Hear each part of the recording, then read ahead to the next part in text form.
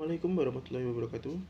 Kami dari kelompok 12 akan presentasikan hasil diskusi kelompok kami yang bertujuan konsep utang piutang. Yang beranggotakan saya sendiri, Antoni Kasdo Pratama, Jordi Tonada Yasin, Sarah Salsabila, dan Windy Sofira. Di sini saya akan membacakan materi pertama, yaitu hukum menunda hutang. Pada dasarnya, barang siapa yang berhutang dan memiliki kemampuan membayarnya meskipun ia dalam keadaan miskin, maka ia berkewajiban membayar hutang saat pemilik hak menagihnya atau saat tiba waktu pembayaran, atau bisa disebut yaitu jatuh tempo. Haram hukumnya menunda pembayaran hak pemiutang yang telah berbuat baik kepadanya dengan mengutanginya.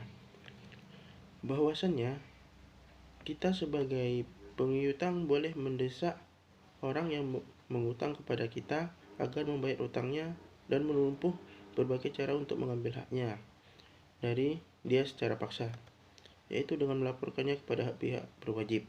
Adapun secara fisik itu tidak boleh dilakukan dan kita harus menghindarinya.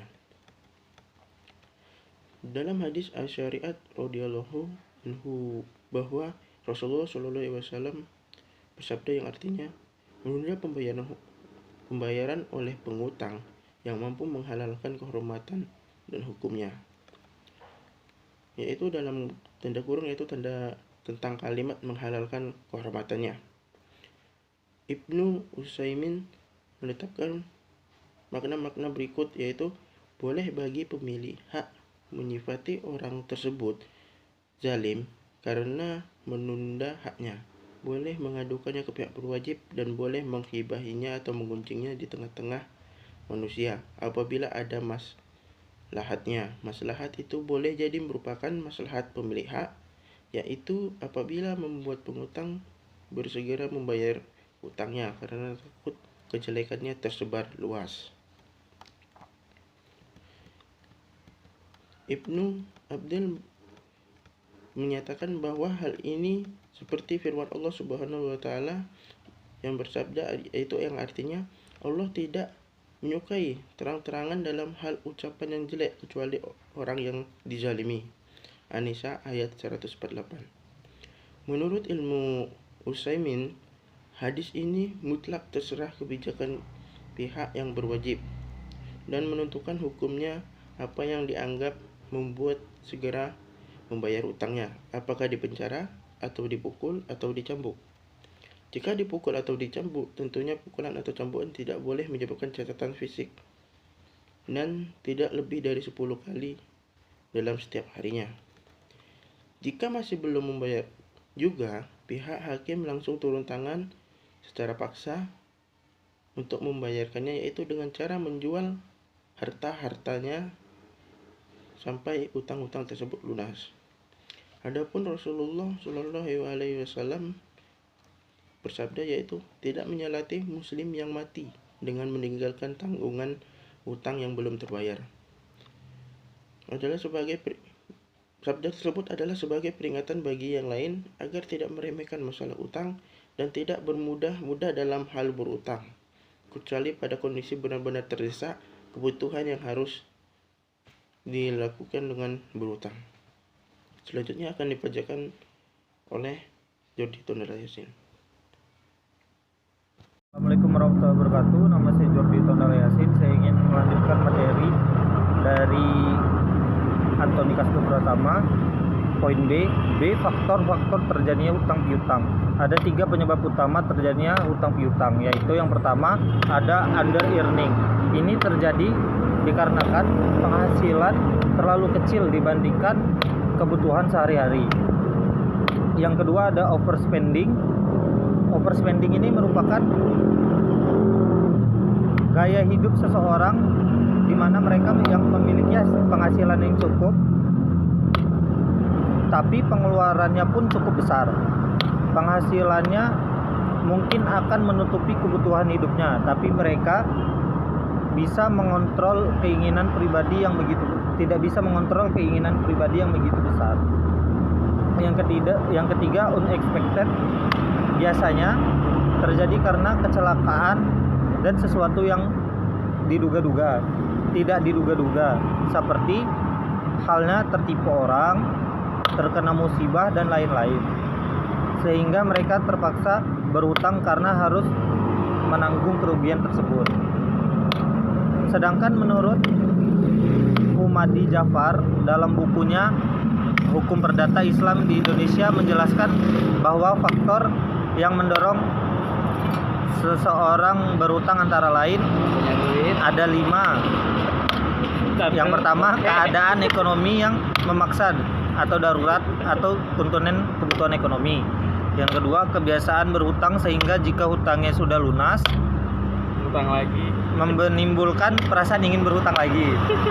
Yang ketiga, karena kalah judi sehingga ia berhutang untuk main lagi, untuk membayar kekalahannya.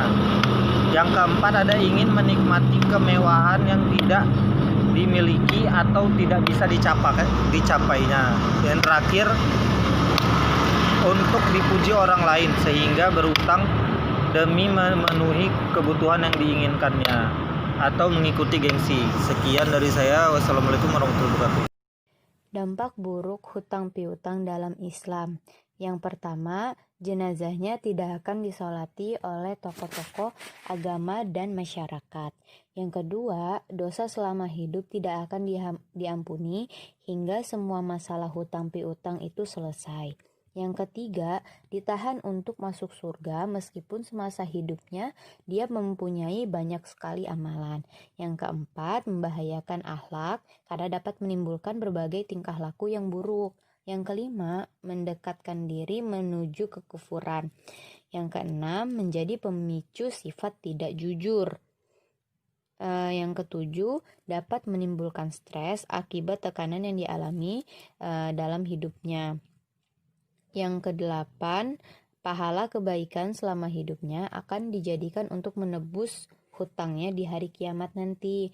Yang kesembilan, menyebabkan tumbuhnya sifat munafik. Karena orang yang mempunyai hutang dan ia belum bisa membayarnya, kemungkinan besar untuk berbohong sehingga orang tersebut dapat dikatakan orang yang munafik. Yang kesepuluh, urusannya akan menggantung. Selanjutnya ada rukun dan syarat hutang piutang. Yang pertama ada rukun hutang piutang.